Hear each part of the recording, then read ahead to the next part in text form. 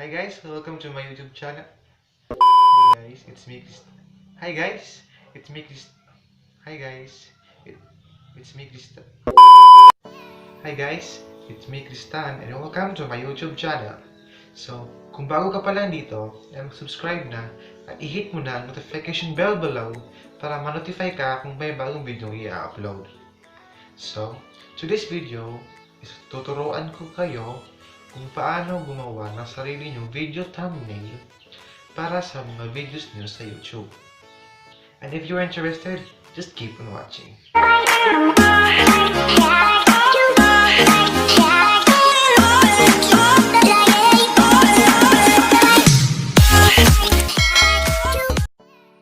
So ngayon, nandito na tayo sa screen.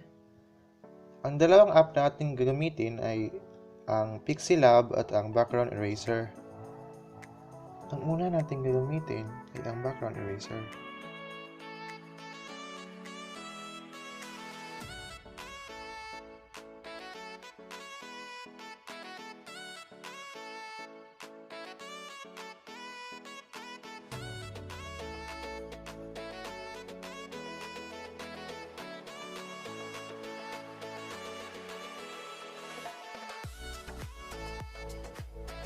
Dito sa background erasers, dito mo i-erase ang background ng picture na gusto mong gamitin sa iyong thumbnail. Piliin mo ang picture na gusto mong gamitin sa iyong thumbnail. So, ito ang pinili ko. Click mo lang yung done. Tapos, so, dito na. Simulan natin mag-erase ng background.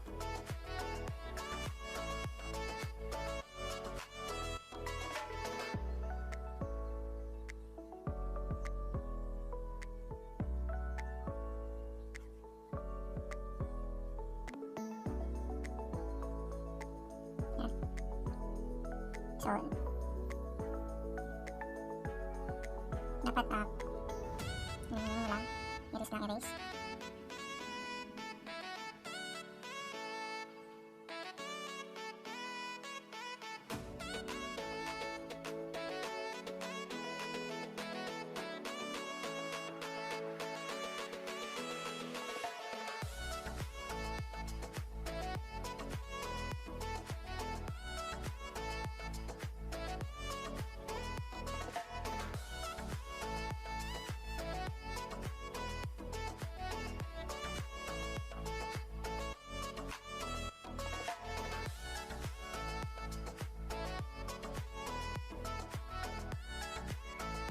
So, ayan na. Pagkatapos natin ma-erase ang background, ay i-click lang natin ang done.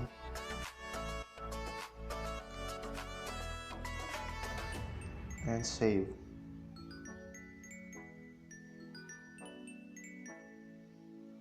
Ganun lang kadali guys, and finish. Ang next step naman ay sa Pixelab. Doon tayo mag-i-edit ng ating thumbnail. Kung may nakikita kayong trailer sa taas, i-click mo yon and click ang image size.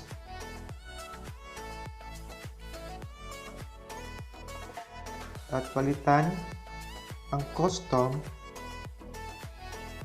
ng YouTube thumbnail since thumbnail naman ang gagawin natin sa YouTube thumbnail. Simulan natin. Add mo from gallery.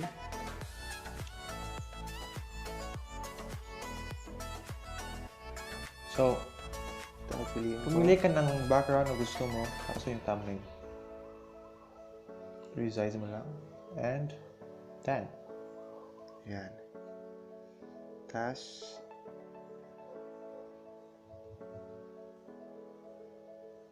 so ngayon, piliin natin yung picture na inedit natin kanina sa background eraser. I-resize mo lang ang picture ayon sa gusto mong laki. Pero para sa akin, okay na to. Yan.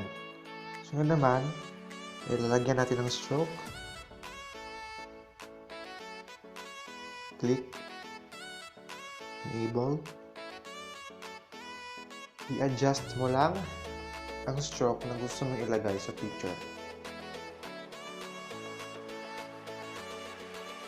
Para sa akin, okay na yung 4.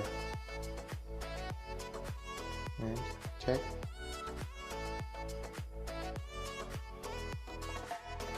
Sunod naman, ay add ang text or caption na gusto mong ilagay. How to create thumbnail. So sa akin, ihihiwalay ko ang thumbnail para hindi siya masyadong mataas. Pero nasa inyo kung ihiwalay niyo ba o hindi. Nasa inyo.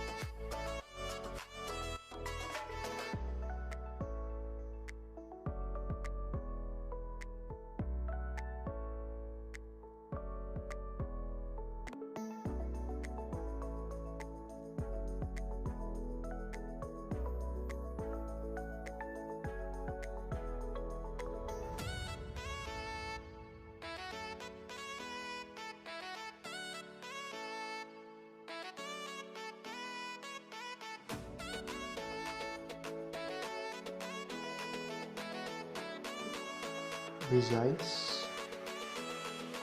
Yan.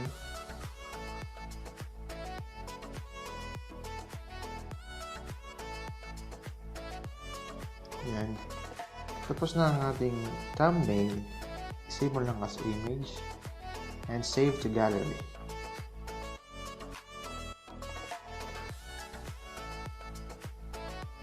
O diba? Ang dali lang gumawa ng thumbnail. Sana ay may natutunan kayo. At kung hindi pa kayo nakapag-subscribe, mag-subscribe na. And see you to my next video. Thank you for watching.